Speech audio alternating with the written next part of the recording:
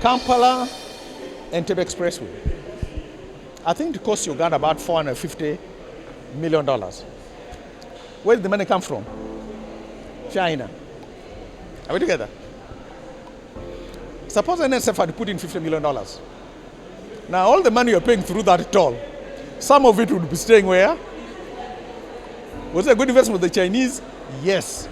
In fact, they tell us that that road will break even next year. You get it, eh? So whereas we shy away from that and not even look at it, the point is, take a look at it also as a local investor and then see how you can play a part in that. You can't, NSF cannot do the entire 459 million by itself. No. But if I put $50 million there, I can now attract other capital and we do it together. The 8 pension funds in East Africa are going to have shown an intent, I will not tell you the number, to put aside a certain amount of money into a pool. Let's say 1%. I'm not going to say, let's say 1%.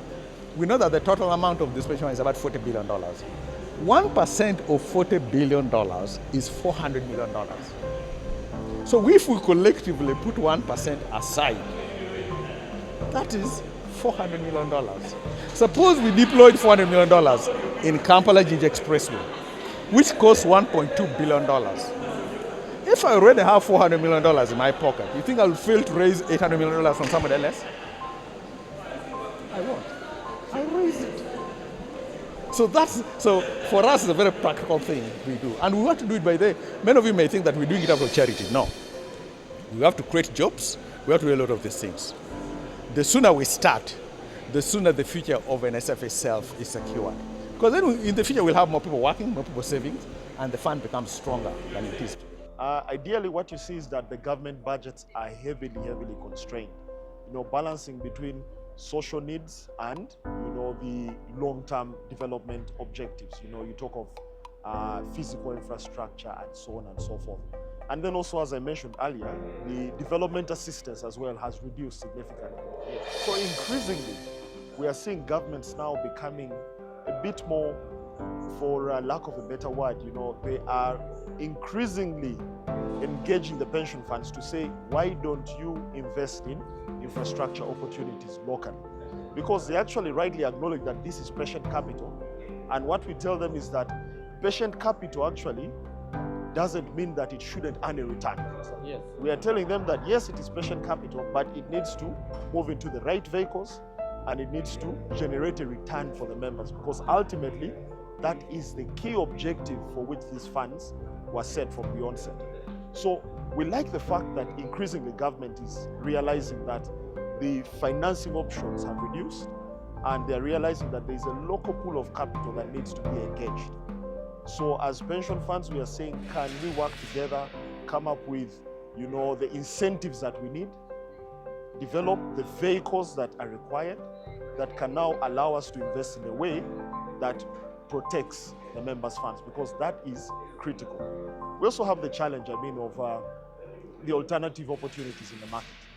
The same governments are borrowing at very attractive rates. Yeah.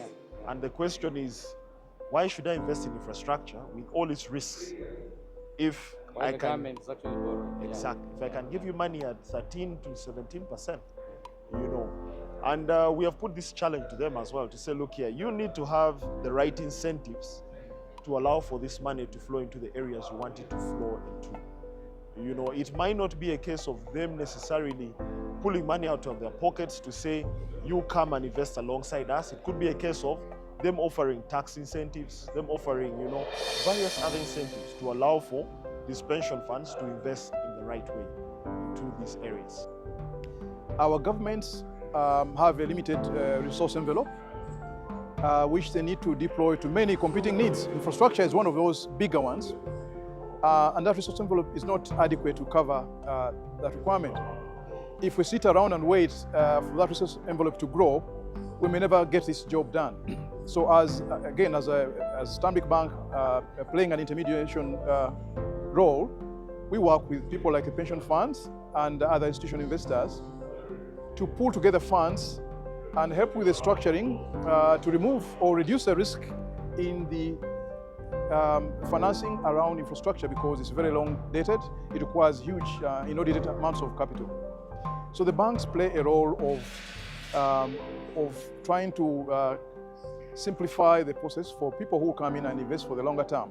So if we deploy some of our resources to structure, to advise, to coordinate the arrangements around putting this infrastructure together through sponsors and maybe some of our clients, particularly in the corporate and the investment banking segment, we're able to then bring and attract the investors to come, because they see that we've moved the risk from, or reduced the risk to a level that is appreciable for them, and then it makes it attractive for them to put some funding.